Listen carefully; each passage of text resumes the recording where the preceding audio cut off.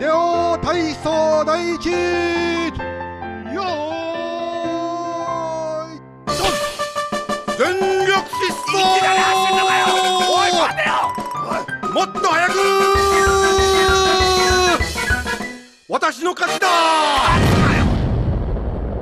Bonjour, bienvenue dans Superplay. Bonjour. Bonjour Mario 86. Bonjour. Donc on est ici pour entamer la deuxième partie sur Super Mario Kart. Dans la première partie on a vu les techniques de conduite, tout ce qui avait été découvert depuis 2001-2002 sur le jeu. Et tout ce qui permettait de gratter du temps en time trial, qui est un des 4 modes de jeu. Là aujourd'hui, dans cette émission, on voit comment on met un peu en application ça en Grand Prix, comment on fait du match race et des battles.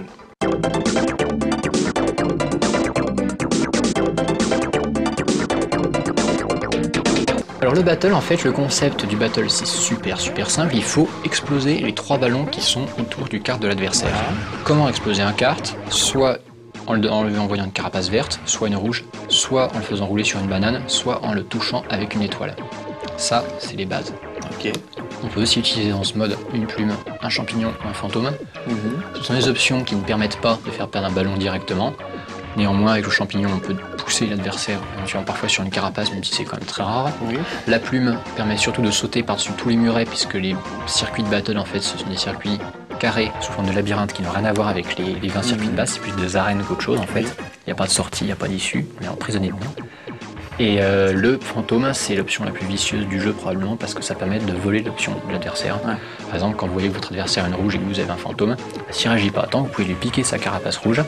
Et donc après, en faire un peu ce que vous voulez. Voilà. Donc, ce qu'on va voir surtout, en fait, parce que c'est vraiment le principal, c'est comment utiliser aussi bien dans le sens de l'attaque que de la défense, les carapaces rouges et les carapaces vertes.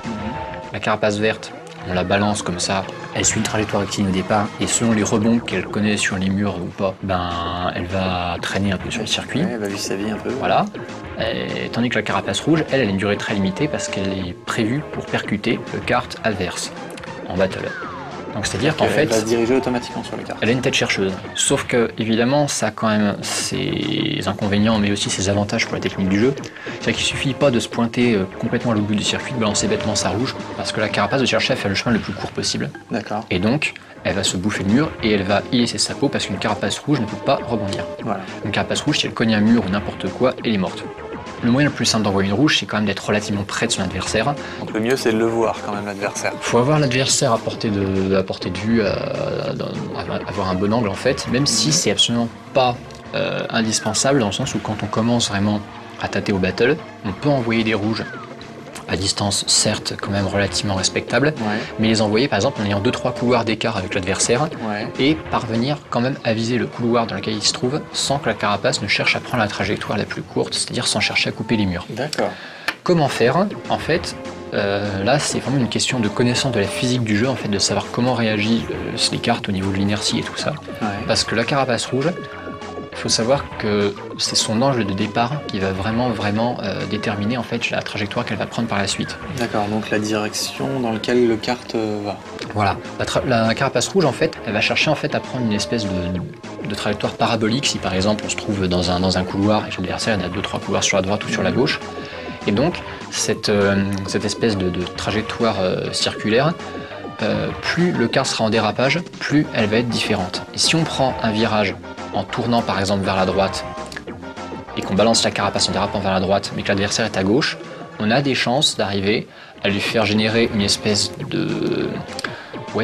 d'ellipse en fait, d'un très grand virage, parce qu'elle va légèrement partir sur la droite vu qu'on est à droite, mais elle va revenir sur la gauche et comme elle va quand même très vite et qu'elle fuse, elle est obligée de prendre elle-même une trajectoire qui ne sera pas droite, qui sera donc un peu en ellipse, en parabole, et donc revenir avec de la chance ou du talent si on maîtrise bien le truc vers le couloir où se trouve l'adversaire. D'accord, et donc là on peut éviter des obstacles qui sont entre les deux cartes en faisant ça. Exactement, on peut tout à fait envisager, en ayant plusieurs couloirs d'écart, d'envoyer une rouge sur la tronche de l'adversaire. En général, ces rouges-là vont très vite, elles arrivent souvent de front et elles sont très très dur à éviter, pour ne pas dire impossible. Et puis il faut surtout pas oublier que c'est pas parce qu'on est devant l'adversaire qui est derrière que la rouge ne va pas chercher à l'atteindre. Si on est devant l'adversaire, elle va partir, pas vraiment en arrière, mais on va la lancer en avant et elle va faire tout de suite un créneau pour repartir en arrière. Elle va faire une petite trajectoire avant de... Voilà. Un moyen très spectaculaire comme d'envoyer une rouge à un adversaire qui se trouve derrière, c'est, même si on n'est pas dans un virage, de prendre tout à coup la corde à mort, de déraper comme un taré pour se remettre face à l'adversaire et lui envoyer la rouge de face. Là, l'effet est garanti parce que non seulement c'est spectaculaire, mais en plus ça va vite et là, l'adversaire en général il s'y attend pas forcément. D'accord. Il faut savoir aussi que donc, les carapaces rouges, évidemment, le battle ne serait pas aussi passionnant si on n'avait pas trouvé aussi tout un tas de moyens de les éviter. Donc ces techniques d'esquive en fait sont assez nombreuses. Par exemple, si l'adversaire arrive un peu de front ou alors qu'il a bien vu l'angle pour se dire il est au bout du petit couloir, je vais essayer de lui balancer, je suis qu'à 2 couloirs de là.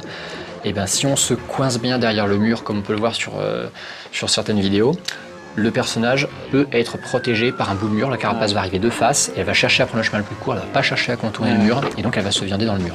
Parce que ce qui est surtout important de rappeler, c'est que les deux joueurs voient chacun voit ce que l'autre fait. Exactement. On peut aussi anticiper par rapport à ça. Ben voilà. Alors, les joueurs en général ont tendance à avoir une espèce de système de double vision, c'est-à-dire regardent leur écran, mais ils regardent aussi l'écran de l'adversaire.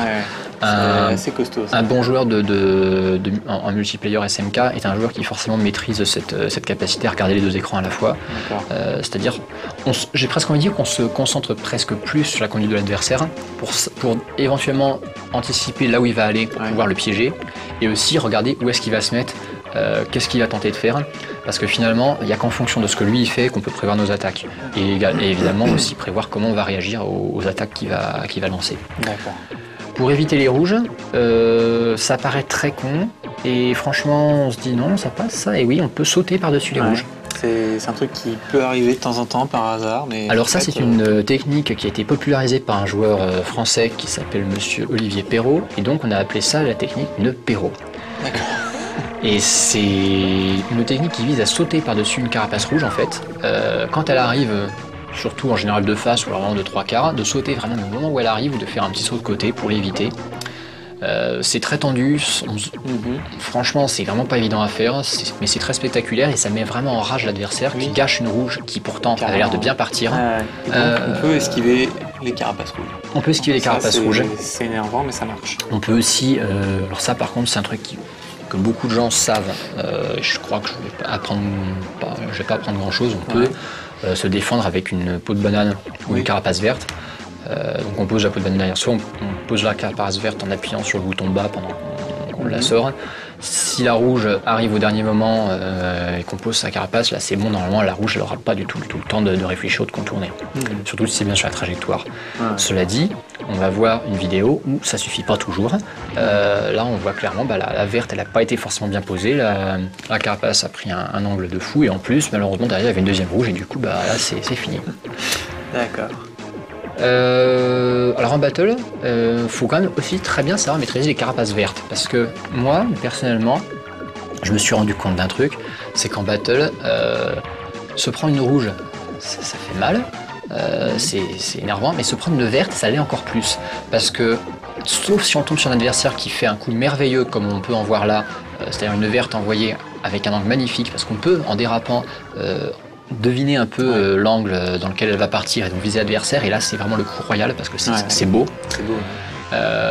On peut aussi envoyer des vertes avec des rebonds et on peut aussi, ça c'est une technique que peuvent utiliser certains joueurs avec un niveau un petit peu plus bas qui espèrent les coups de bol, balancer des vertes un peu partout n'importe comment et compter sur le principe fatal de la carapace dite errante parce qu'il peut y avoir 5 ou 6 vertes qui traînent en même temps sur le circuit qui roulent à une vitesse de plus en plus lente parce que plus elles rebondissent, plus elles ralentissent jusqu'à un certain moment où elles ont atteint une vitesse de croisière.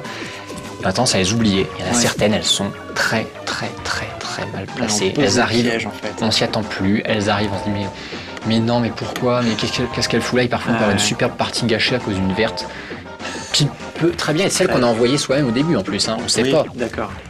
Donc, et donc là, on va voir un exemple typique sur cette vidéo, donc d'un cas où on va dire la patience de Todd en bas à payer parce que finalement Koopa en haut avait l'avantage avec enfin il y avait encore 2 ballons on va dire donc avec 2 ballons théoriquement on est encore tranquille pour un petit bout de temps. Il se prend une verte à laquelle on s'attend pas du tout et derrière Todd est dans le bon axe, il a une rouge donc l'autre le temps qu'il redémarre c'est fini. Là la rouge il peut rien faire, il peut pas l'éviter. D'accord. Donc ça c'est très énervant parce qu'on peut perdre 2 ballons en un rien de temps mais on peut faire pire, on peut perdre 3 ballons en un rien de temps. Ouais. Donc ça c'est une grosse technique. C'est encore pire. C'est une technique si on veut parce que c'est quand même un coup de balle au niveau des options. Ouais. Il y a plusieurs façons de l'appeler. Alors en France on peut appeler ça le triplé du jour. Personnellement je trouve ça très nul. J'ai tendance à appeler ça le don't move qui est le terme le plus souvent utilisé. Ouais. Nos amis d'outre-Manche eux appellent ça le French hat trick. D'accord. Il n'y a pas de rivalité du tout. Il n'y a pas de rivalité du tout. Ils ne s'en veulent pas du tout. Non, et puis de toute façon, il y a même des rivalités internes, entre guillemets, c'est toujours dans un bon esprit, mais entre les différentes teams françaises. Ouais. Surtout entre la team dite Far West, qui est composée des actuels et anciens joueurs, on va dire, du Grand Nord-Ouest de la France, de Rennes, Tours, Angers, Nantes, dont je fais partie. Ouais. Et dont font aussi partie d'ailleurs 3 autres excellents joueurs. Excellent, c'est d'ailleurs un euphémisme puisqu'il y a quand même le numéro 1 mondial, triple champion de France dedans et le champion d'Europe en titre. Ouais, voilà. D'assez bons joueurs. Et à côté, la team Parigo, qui est... ils ont un chef de file qui s'appelle Harold, qui est vraiment un excellent joueur de battle, que je salue d'ailleurs au passage. Et la team Parigo, c'est le freestyle à outrance, c'est tout fait à l'arrache, mais c'est vraiment une bande de gars super délirants, super sympas, qui donc en constante rivalité avec la Far West Team, qui elle est un petit peu plus sérieuse on va dire, qui fait plus la chasse au record et tout. Et donc ce French hat trick... Ce French hat trick en fait, donc oui parce que dans tout ça j'en ai pas parlé, ça consiste tout simplement à exploser les 3 ballons entre guillemets d'un seul coup, on va dire d'affilée. Faut soit avoir une étoile foncée sur l'adversaire pour donc lui faire perdre un ballon et pendant qu'il est immobile, arriver à revenir sur lui comme on peut le voir là et donc lui crever les 2 autres ballons d'affilée, ou carrément avoir de la chance avec les options. C'est-à-dire par exemple on balance une rouge, l'adversaire se prend donc la première rouge, on en a une autre dans la foulée, on lui rebalance une et s'il y a encore une case option dans le coin et que c'est encore une rouge, là c'est une jackpot. Ça c'est vraiment le French hat trick, c'est vraiment le coup fatal. C'est se perdre 3 ballons, mais vraiment dans la même séquence, c'est super dur à encaisser, ça te tue un match de battle, mais ça fait partie du jeu. Ça peut être comparable à un tennisman super fort au niveau des aces qui flingue un jeu entier en faisant 4 aces d'affilée. C'est pareil. Donc voilà, bon ça c'est un gros résumé en fait des techniques du battle. Donc évidemment pour les esquives, on peut aussi utiliser la plume pour sauter par-dessus un mur pour atterrir dans un autre couloir, je l'ai dit. Parfois la plume ne peut pas toujours servir parce que soit on l'utilise trop tard et dans ce cas on se prend la rouge avant, soit on l'utilise pour atterrir dans un autre couloir, manque de peau, l'autre était tellement loin que la rouge a eu le temps de changer de trajectoire, là on se sent vraiment bête. On peut aussi essayer d'esquiver avec un champignon, mais là c'est plus dur parce que ce qui paraît pas évident au premier abord, c'est que la carapace voit sa vitesse accélérer en même temps que le personnage quand il utilise un champignon. Donc le champignon peut servir éventuellement à aller se planquer très vite dans un couloir et que la rouge n'ait pas le temps d'y aller. Mais quand on est en ligne droite, ça ne sert à rien d'essayer de semer une rouge avec un champignon, c'est inutile. Et évidemment, la meilleure défense, ça reste quand même l'étoile, parce que quand on a une étoile, là on est insensible à toute attaque. Oui, voilà. Même s'il y a des fois... On s'occupe plus des carapaces. Voilà. On s'occupe surtout d'essayer d'en envoyer une sur l'autre et pour pouvoir après lui foncer dessus avec l'étoile pour finir bien proprement. Le petit coup du français, la pam. Voilà. Ok. Donc voilà pour le battle. Ok.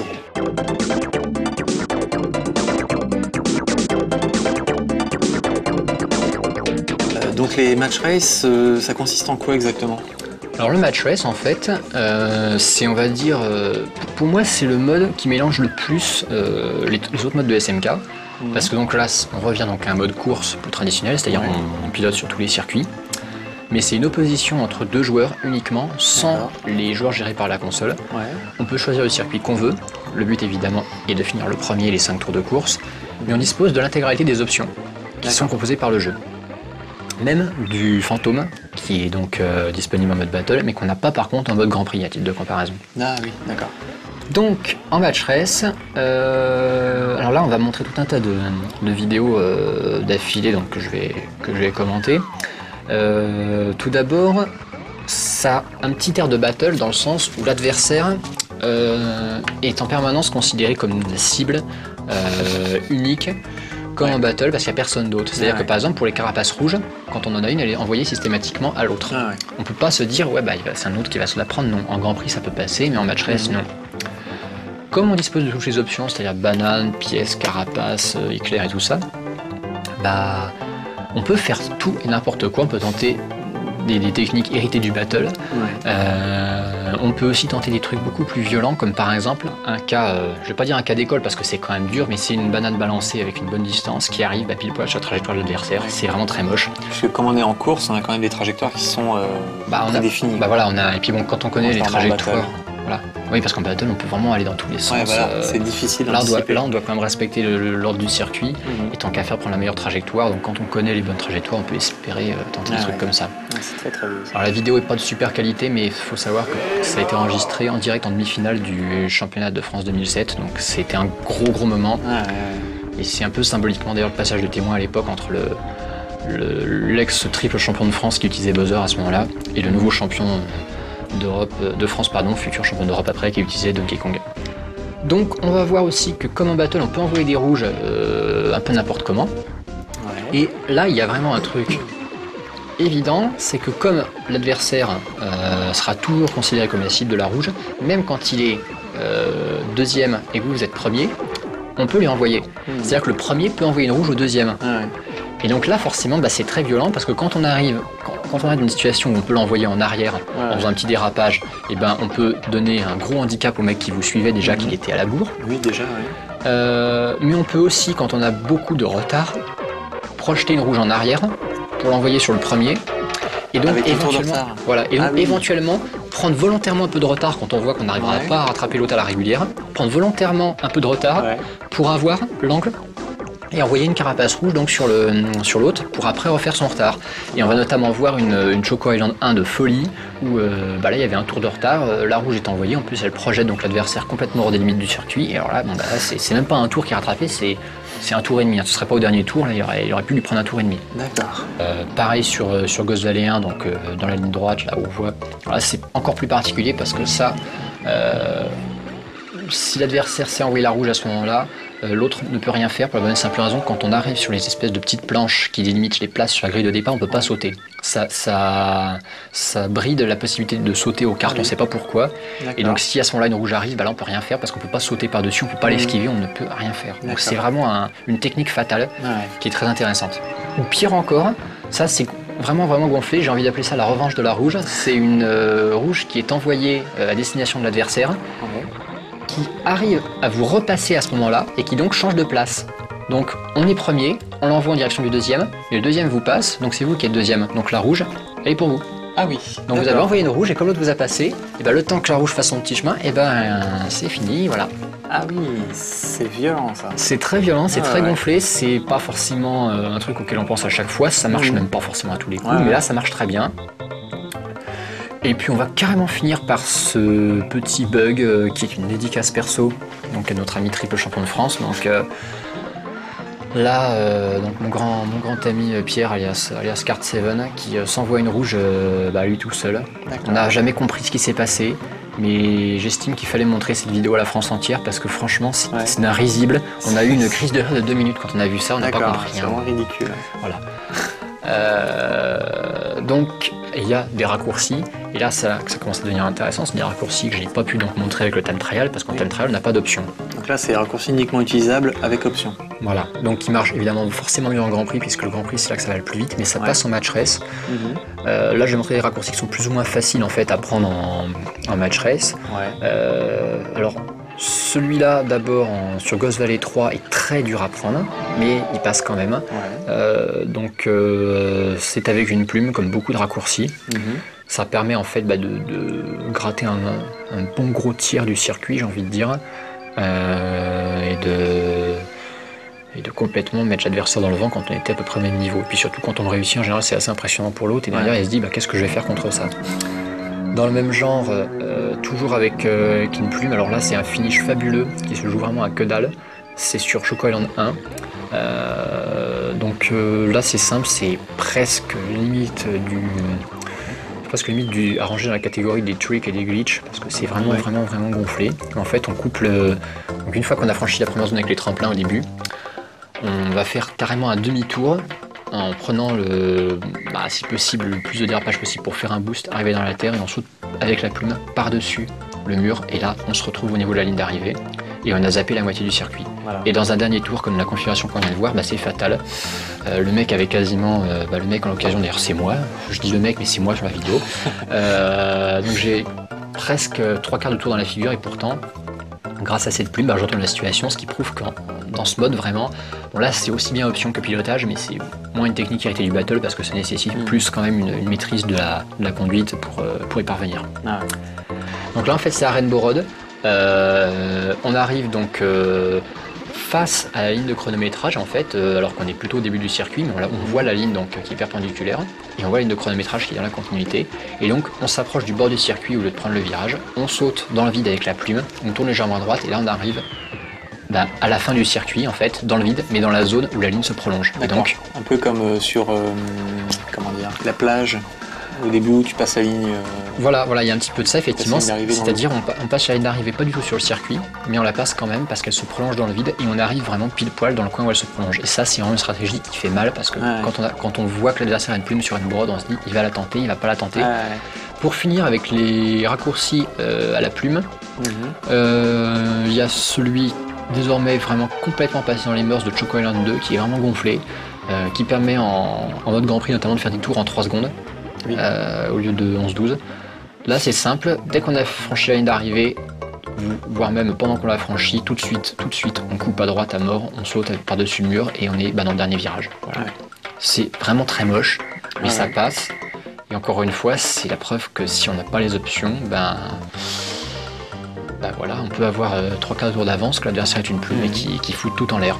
Oui, ce sont des choses qui arrivent. Ça a l'air à peu près homologué par le jeu, quoi. En fait, de toute façon c'est homologué par le jeu et puis c'est homologué même dans les championnats parce que donc on a tous les ans des grosses discussions sur les règlements mais ces raccourcis là on les autorise. Ce qu'on interdit en fait en championnat c'est ce qui n'est pas vraiment des raccourcis qui ne nécessitent pas de pilotage, c'est plus des exploitations de bugs, notamment une technique de contournement de ligne qui est assez foireuse, qui marche sur les Culpa Beach notamment. Alors j'ai jamais compris le truc et j'en montrerai pas, d'une parce que c'est moche, et deux parce que c'est pas autorisé, et de trois parce que je sais pas le faire. D'accord. Mais en fait, grosso modo, il faut arriver à faire un demi-tour au niveau de la ligne, plonger dans la flotte, se faire repêcher par la Kitu qui vous remet au niveau de la ligne et qui nous a fait franchir un tour par miracle, on sait pas comment. C'est un glitch, c'est moche. Et c'est interdit, c'est strictement interdit en championnat et c'est évidemment complètement interdit dans les classements de time trial. Donc les gens sont immolés s'ils font ça, pas direct. Ils le sont pas, mais ce serait pas forcément une mauvaise idée. Un truc donc, que j'ai très très brièvement montré en time trial lors de la précédente émission et que je vais surtout montrer en Grand Prix après, c'est donc le long boost.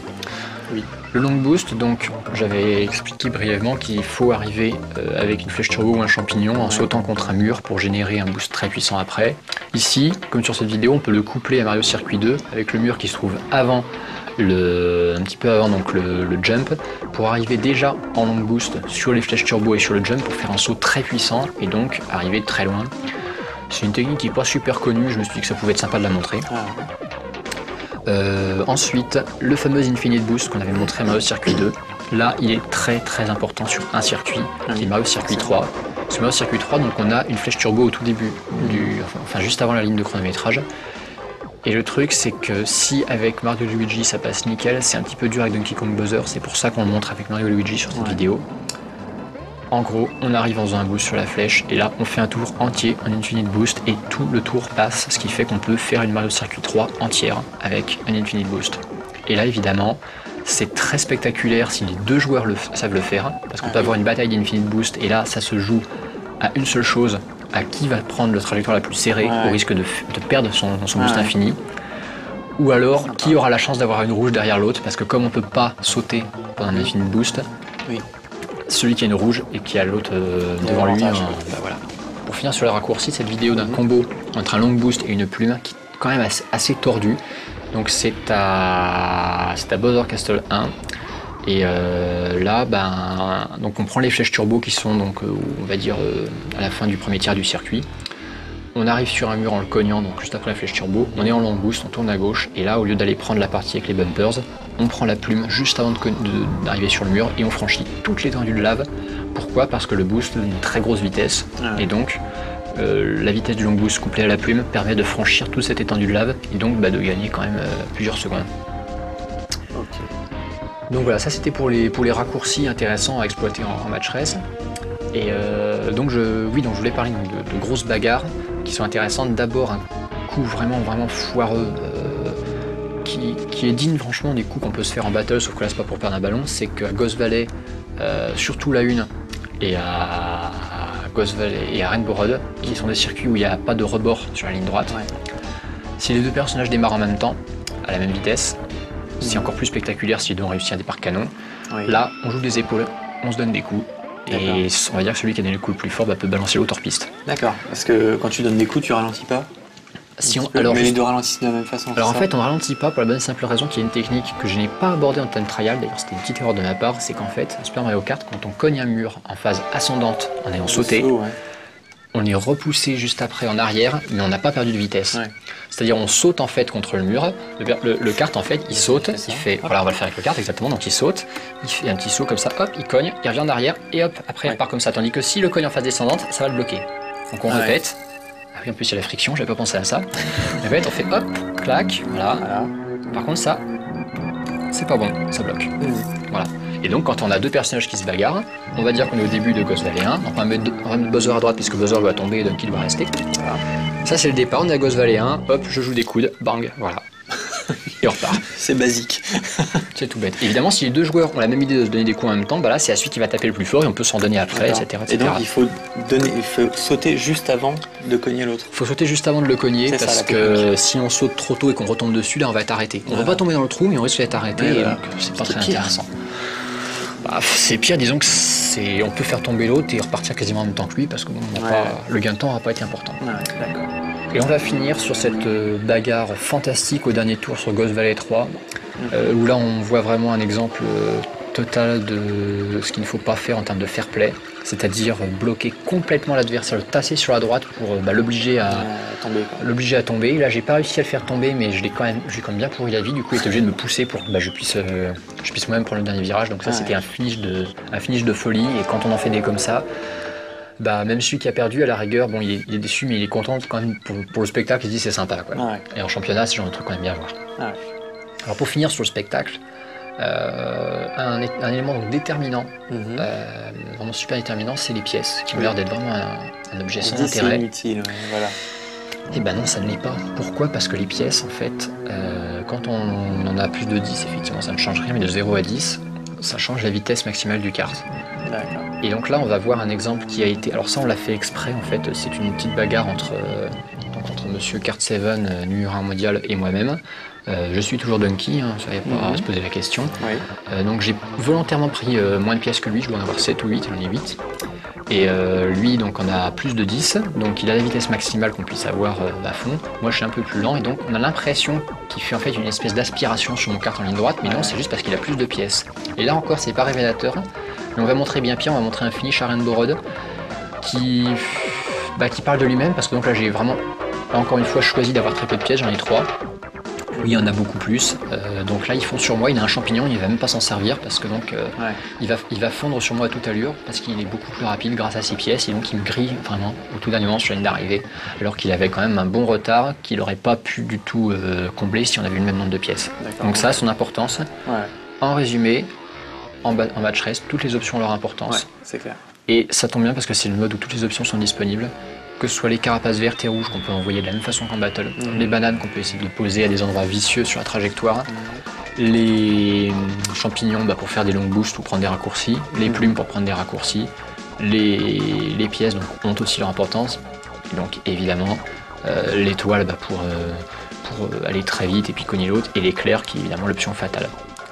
Et une autre spécificité, c'est que sur certains circuits, ils ont balancé des espèces de boules noires qui vont d'un bout à l'autre de la piste, qui en fait se balancent d'un mur à l'autre, qui font une espèce de petit barrage en fait. Et donc ça fait un petit challenge supplémentaire à éviter. Et en général, c'est pas courant qu'une course de match race se finisse sans qu'il y ait une des deux boules noires qui est dégagée. Soit parce qu'on l'a dégagée avec une option, en balançant une carapace dessus, soit parce qu'il y en a un qui se l'est pris, parce qu'elles sont toujours placées à des endroits où elles prennent bien la tête. Ouais, forcément.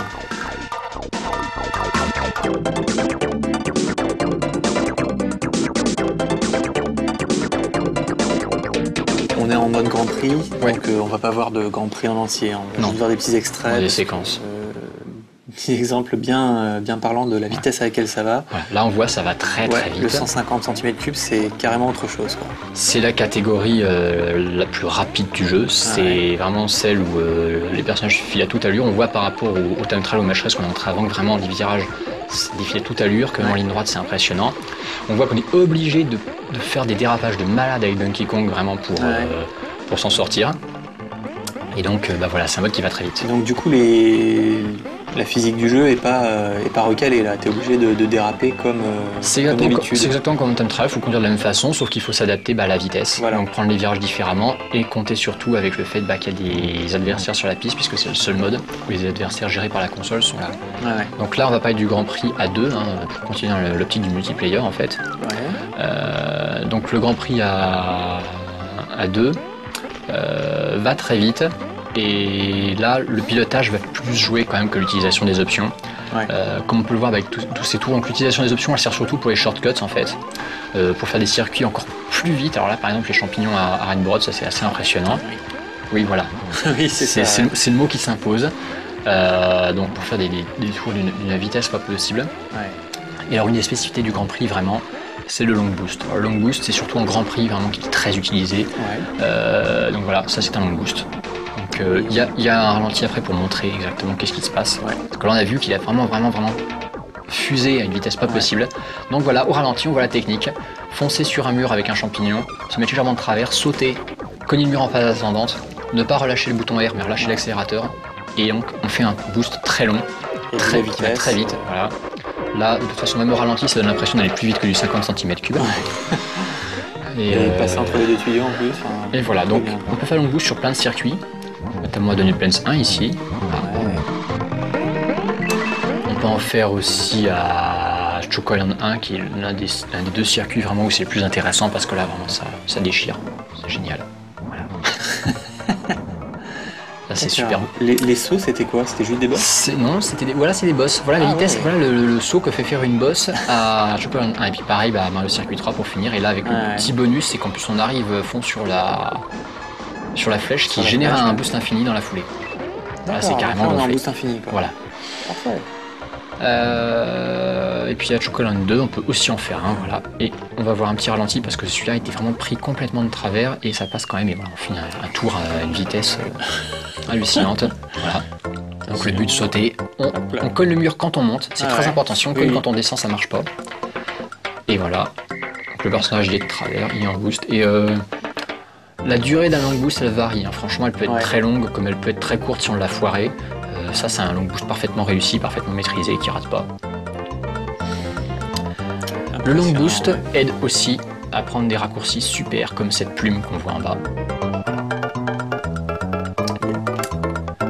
Ou beaucoup plus tordu comme cette plume qu'on va voir juste après parce que ça c'est un replay. Ça a été fait au championnat de France 2007. Donc ce qui prouve que même malgré la pression et l'enjeu, les joueurs arrivent quand même encore à sortir ces techniques super difficiles. Donc il y a l'entraînement suffisant pour arriver vraiment à les sortir dans des conditions pas évidentes.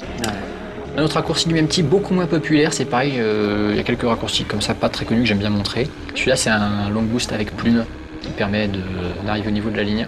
Voilà, flèche, mur, saut. Voilà, là on arrive au niveau de la ligne de chronométrage. C'est sympa. On le ralentit. Il faut vraiment revenir en arrière. On revient en arrière, on arrive sur la flèche turbo, on a donc un turbo, on saute, on cogne le mur, le long boost se génère et là on a très peu de temps pour réagir, faut sauter au dernier moment. On oblique un peu vers la droite tant qu'à faire pour prendre une bonne trajectoire et on arrive. On saute contre le mur pour pouvoir ne pas perdre de temps. Exactement, t'as tout compris, tu peux t'inscrire au championnat maintenant. Et là donc ce fameux shortcut avec la plume à Choco Island 1 qui est magnifique.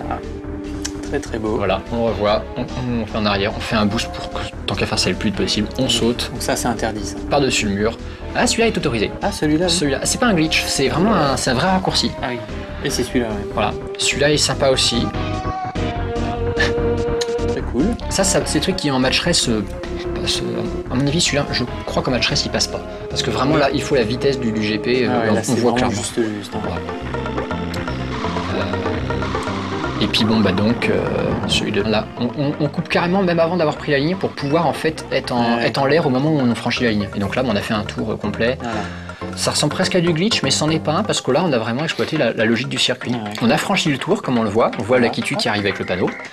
Et bah donc, on arrive dans le... Voilà. Pareil à Bother Castle 3, donc avec un raccourci avec une plume qui lui par contre aussi fonctionne en match race, mais bon c'est pareil, là on a fait les 2 tiers du circuit très rapidement. Et puis un dernier raccourci, deux derniers raccourcis pardon, donc qui sont à Ghost Valley 3, on avait vu en match race, il passe aussi. Voilà. Et puis donc celui de Rainbow Road dont j'avais parlé, qu'on va voir. Alors là on voit un ralenti quand même pour voir à quel point c'est vraiment au dernier moment qu'il faut sauter. Oui, c'est clair. Et aussi à quel point c'est au dernier moment qu'on atterrit. C'est super tendu. Donc là on a Rainbow Road avec le coup de la plume que j'avais déjà expliqué, qui n'a pas suffi néanmoins pour terminer deuxième. Ça se joue à quelques centièmes, on voit l'autre qui arrive en même temps. Tous les deux sur la ligne, Ouais. mais non. Voilà. D'accord. Mais c'est très intéressant quand on arrive à chipper la première place de l'autre dans ces conditions. Ouais, c'est clair. Alors ça c'est pour montrer quand même que l'utilisation des options peut avoir son importance quand même malgré tout en Grand Prix. C'est-à-dire là par exemple c'est une verte envoyée avec des rebonds partout. Voilà. C'est un coup vraiment hérité. C'est prévu ça? Oui, c'est un coup hérité dignement du ouais. battle, c'est gonflé D'accord. mais ça marche. Et puis on peut aussi esquiver des carapaces rouges en Grand Prix, voilà, avec un petit contournement. Ouais. Bon là elle est un peu vite aussi. Donc voilà. Donc voilà, donc le Grand Prix mode qui privilégie quand même davantage le pilotage à la stratégie. Il faut vraiment aller très vite, c'est tout ce qu'on demande. D'ailleurs, le mode Grand Prix a son classement des records aussi, avec le Time Trial, pour avoir le plus de renseignements possible donc, sur ce championnat, qui n'est plus vraiment un championnat de France, ni même un championnat d'Europe, mais carrément un championnat du monde en cette année 2009. Voilà. Donc tout se passe sur www.championnat-smk.org. Pour ce qui est des classements mondiaux en Time Trial, que ce soit en PAL ou en NTSC, puisqu'il y a 2 classements différents, c'est sur mariokartplayers.com/smk. Et pour ce qui est du classement mondial des temps en Grand Prix 150, j'espère que je ne vais pas dire d'erreur parce que je suis pas sûr, mais je crois. Mais on vérifiera après. On vérifiera. La magie corrigera automatiquement. Exactement, donc vous avez peut-être en bas de votre écran, là, voilà, je le montre, la bonne adresse. Et j'en profite quand même pour faire une petite série de dédicaces rapides. Une pub pour mon site personnel sur l'univers de Mario, qui existe depuis plus longtemps que le championnat de France sur Mario Kart, depuis 2001, qui s'appelle Mario Museum. C'est sur www.mario-museum.net, qui est partenaire du championnat Mario Kart d'ailleurs depuis l'année dernière. Le site aussi d'un de mes grands amis qui s'appelle FF6man, qui fait partie de la team Parigo, malheureusement pour lui, et donc, qui est un expert en switchage de Super Nintendo, pour donc pouvoir modifier votre Super Nintendo pour jouer en 60 Hz et dézoner votre Super NES pour jouer aux jeux Jap et US. Comme ça, vous pourrez jouer à vos cartouches NTSC de SMK sur la même console. Les deux qu'on a vu là, elles passent dans la même console qui est juste à côté là. Ah oui, la console toute moche. Très abîmée.